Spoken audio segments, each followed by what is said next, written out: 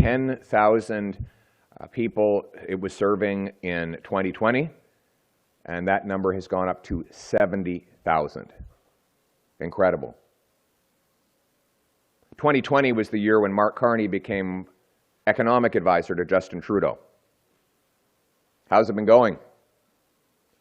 Apparently, Mr. Trudeau's been following his advice, but it goes the other way too. Yesterday, Carbon Tax Carney announced that he was going to repeat the exact same promise that Justin Trudeau made in 2015 on budgets. Get this. In 2015, Justin Trudeau said, and I quote, he will run 3 small deficits, tiny deficits. Remember that? And that would fund the largest infrastructure investment in Canadian history to help the middle class and grow the economy. What has been the result? Well, those 3 deficits turned into 9 deficits. $25 billion of new debt turned into $700 billion of new debt. The debt, in fact, doubled in that time. And the middle class, 80% of them are paying more income taxes. None of them can afford a home. And we've had the worst economic growth in the G7. That is the result of the promise that Trudeau made 10 years ago. And now Mark Carney is promising 3 small deficits, which he says will somehow cause economic growth and help the middle class. My friends, this is déjà vu all over again. Carney has the same advisors, the same MPs, the same ministers, and making the same liberal promises that Trudeau made a decade ago. But he expects Canadians to be duped for a 4th time. Mr. Carney has been Trudeau's economic advisor for the last 5 years. And the only difference between Carney and Trudeau is that Carney is now making a promise to cook the books. He's planning to cook billions of dollars of new Liberal spending off the budget records altogether. To be clear, this is not simply about differentiating between investments and spending. We already have that. It's called accrual accounting. Anybody who's taken a high school course in accounting knows that that means that capital expenditures are amortized over the life of the asset they purchase. That exists in the federal budgeting already. What Mr. Carney is talking about is taking tens of billions of dollars of new spending off the books, hiding it from Canadians, so that he can artificially lower the deficits that people see reported. But that doesn't mean that Canadians won't have to pay the price. In fact, every by Canadian taxpayers, either through taxes today or inflation and debt tomorrow. Mr. Carney's promise will be that the operating budget will somehow balance while limitlessly spending inflationary dollars on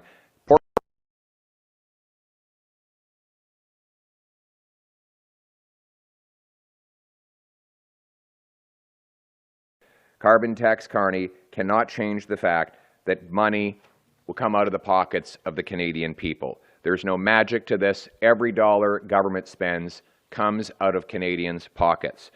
Mr. Carney has not identified a single program from Justin Trudeau that he would cancel.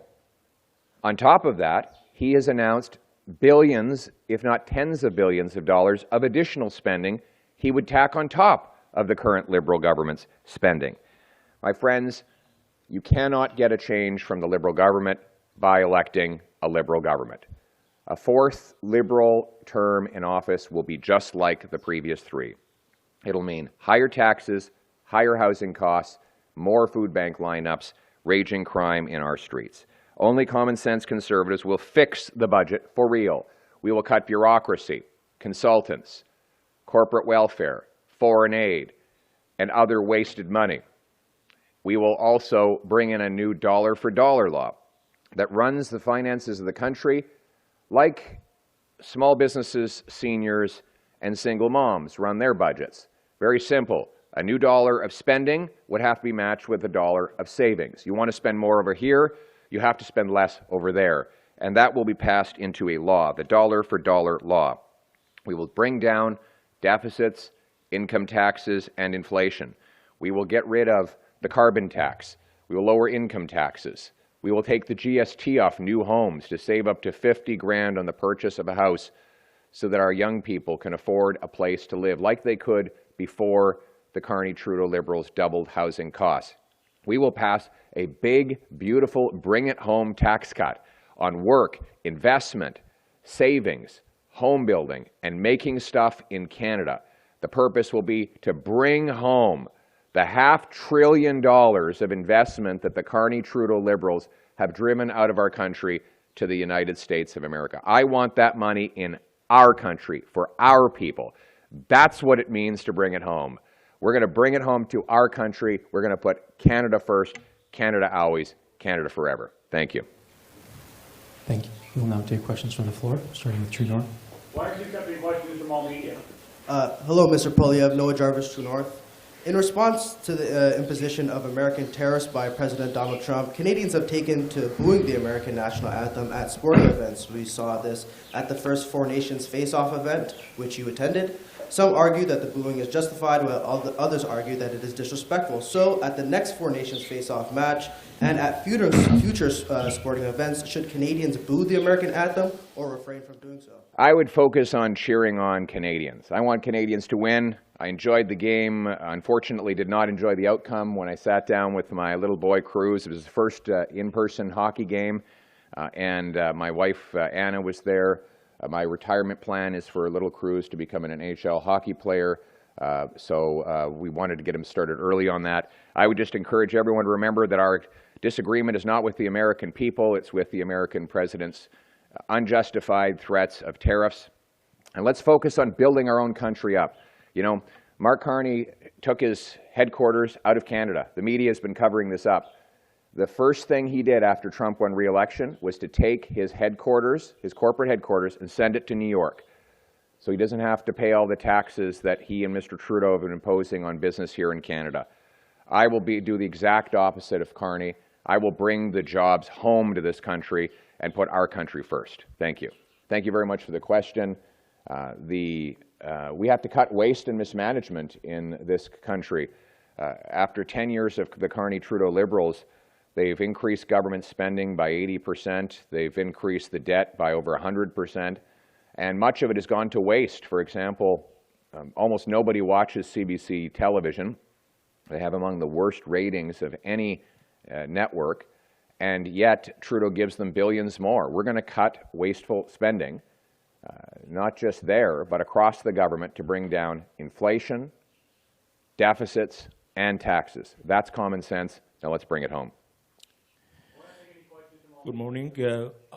We find that in your plan, you encourage investment and less spending. We find Mr. Mark Carney put in his slogan that invest more and spend less. We also encourage to remove all barriers for trade between provinces. We find the same thing Mr. Mark Carney included in his plan to remove barriers. So my question is, do you see any kind of imitations or copy and paste? And your comment, please. Thank you. Well, I noticed that Mr. Carney uses a lot of slogans.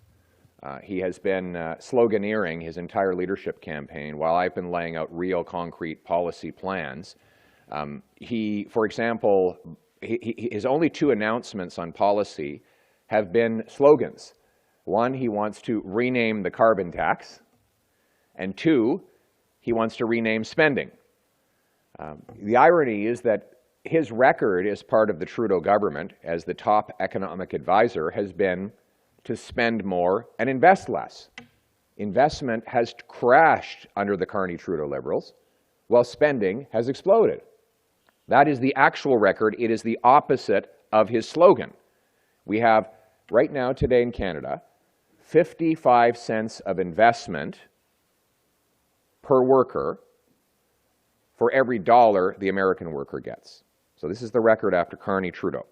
An American worker gets $28,000 of investment per year. A Canadian worker gets $15,000 of investment per year, both measured in American dollars. What does that mean?